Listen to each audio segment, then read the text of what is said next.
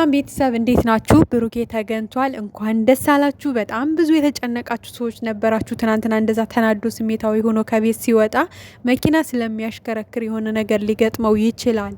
እዛ ላይ ደግሞ ዛሬ ቤት እንዳላደረ ስታውቁ በጣም ነበር የተጨነቃችሁ። ትናንትና መኪና ሲነዳ ምን ገጥሞት ይሆን? ምን ሆኖ ይሆን? ተናዶ ነው ያሽከረከረው? በቃ በጣም ተጨንቃችሁ ነበረ። በተለይ ቤት አላደረም፣ አልመጣም፣ ጠፍቷል ከተባለ በኋላ ብዙ አይነት ሀሳብ ስትሰጡ ነበረ። ምን ገጥሞት ይሆን? በጣም ብዙ ሰው ተጨንቆ ነበርና እውነት ለመናገር በጣም ያስጨንቃል። በተለይ አሁን መኪና የሚይዙ ሰዎች ምን እንደሚገጥማቸው ማለት አይታወቅም። በተለይ እንደዚህ ንዴት ውስጥ ምናምን ሆነው ሲነዱ ከባድ ነገር ሊመጣ ይችላል። ንዴታቸውን ያን የሆነውን ነገር እያሰቡ ምናምን ስለሚያሽከረክሩ በቃ ይሄ አለ አይደለ ከባድ የሚባል ነገር ሊገጥም ይችላል እና ከባድ ነው። እውነታችሁን ነው። የምር እንደዛ ባታስቡ ነበረ የሚገርመው። እና ብቻ እግዚአብሔር ይመስገን ምንም አልሆነም። በሰላም በጤናው ተገኝቷል።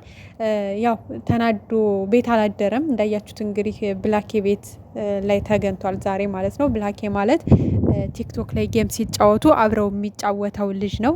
የሸገር ልጅ ነው። ያው እንግዲህ ቡታጅራዎችን ከማበረታታት ወደ ሸገሮች ማበረታታት ብሩኬ ገብቷል ማለት ነው። ደስ ይላል። ይመችህ። በጣም እየሄደ ነው። ሰብስክራይብ ራሱ 6000 ምናምን ነበረ። አሁን ወደ 13000 ምናምን ተጉዟል። የጨረቃ ፋሚሊ እኮ የምር ትለያላችሁ። እስከ ነገማ 20,000 ይገባል በዚህ ሁኔታ ማለት ነው። እና በቃ ታኮሯቸዋላችሁ። አይገልጻቸውም የምር አይገልጻችሁም። እና ደስ ይላል የምር እንደዚህ ቅንነት ትብብር ሲኖር ደስ ይላል። እነሱም በቃ በፋሚሊያቸው በጣም ነው የሚኮሩት። እርግጠኛ ሆነው ነው በየሄዱበት የሚያወሩት። እና ለካ ለዚህ ነው ያስብላል። የብላኬ ሰብስክራይብ በጣም እየፈጠነ እየሄደ ነው። ይመቻችሁ የጨረቃ ፋሚሊ የምር ይመቻችሁ። እና ለማንኛውም ግን እሱ ቤት ላይ ተገኝቶ እንግዲህ በእርግጥ ድንገት ነበር የመጣው። ቤቱ ማለት ጠርቶት ቤቱ ካሜራ እንዳለ ምናምን አላወቀም ነበረ። ያው ድብርት ውስጥ ነው። አሁንም ደብሮታል።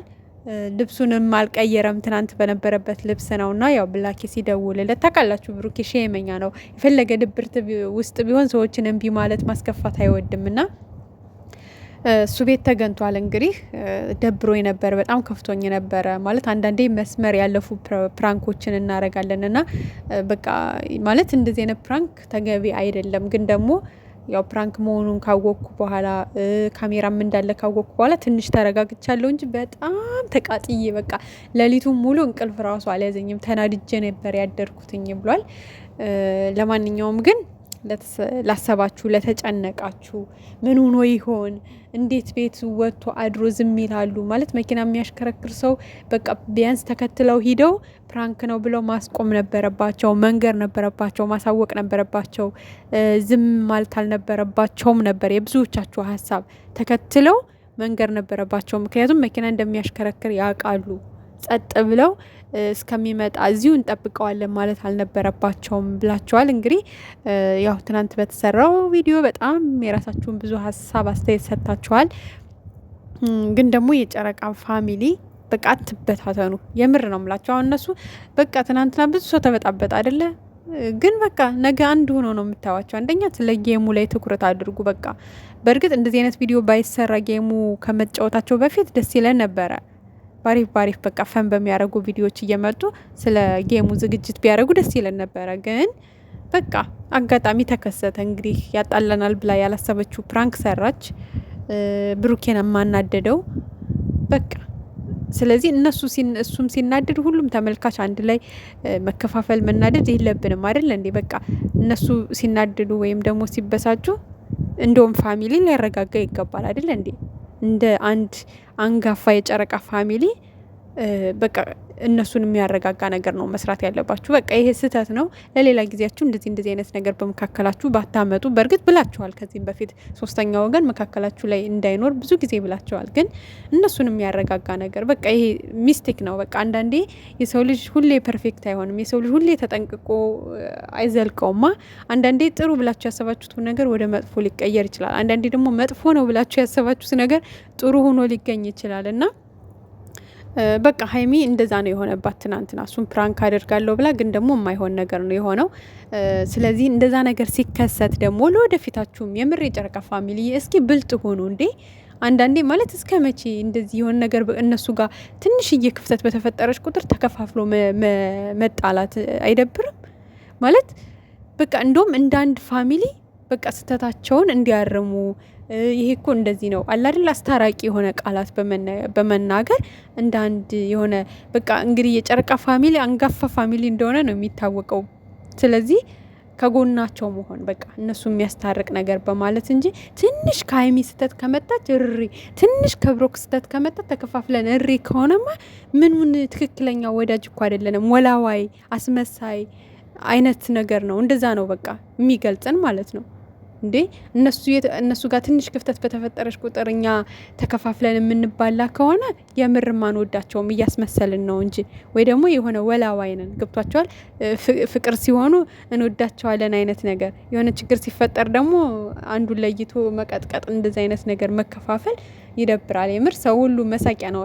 አሁን ይሄ ብላኬ እንኳን የምር ነው የምላቸው አዲስ ነው እንግዲህ ያን ያክል ስለ ጨረቃ ፋሚሊ ጠለቅ ብሎ እንኳን የሚያውቀው ነገር አለ ብዬ አላስብም። ግን በቃ እንደዛ ነው ያለው እሱ ራሱ። እነሱ ሲጣሉ እናንተ አትከፋፈሉ፣ ለምንድን ነው እናንተ የምትከፋፈሉት? አንድ ሁኑና እነሱን አስታራቂ መሆን ነው ያለባችሁ ምናምን ነገር ነው ያለው። ስለዚህ ሁላችሁም አንድ መሆን ነው ያለባችሁ እንጂ እነሱን የሚያጣላ እነሱን የሚያቀያይም ነገር ማድረግ የለባችሁም።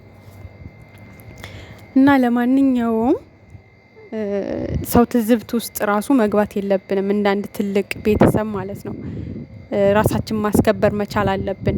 የነሱ ከበር፣ የነሱ መከታ፣ የነሱ ትልቅ የሆነ ባክግራውንድ መሆን መቻል አለብን። እነሱ ጋር የሆነ ችግር ሲፈጠር እኛ ነገሮችን እንዲያስተካክሉ በቃ ፍቅር የሆነ ቃላት መናገር ነው እንጂ መቻል ያለብን ክፍተቱ ማስፋት የለብንም። የምር ማለት ነው። የዚህ ነገር ላይ በጣም ብሰሩ በቃ ደህና የተባላችሁ ሰዎች በዚህ ሀሳብ ብትሰጡበትና ብትሰሩ አሁን የሆነ ጊዜ ላይ ፕሮግራም ቢኖር ቢያንስ በሳምንት 1 ቀን ወይ 2 ቀን የምክክር የጨረቃ ፋሚሊ እንዳይከፋፈል ምክር የመስጠት ሀሳብ ቢኖር ቢነሳ አሪፍ ነው ብዬ ነው የማስበው። ሁሌ የሆነ ነገር ላይ ሳይሆን አንዳንዴ ጠቃሚ ሀሳቦች ውይይት ቢደረግ በሳምንት 1 ቀን ደስ ያላችሁ ቀን ወይ እሁድ ወይ ቅዳሜ ውይይት ብታደርጉ በፋሚሊው ዙሪያ ማለት ነው ብታወሩበት ደስ ይለኛል። በዚህ ጉዳይ ላይ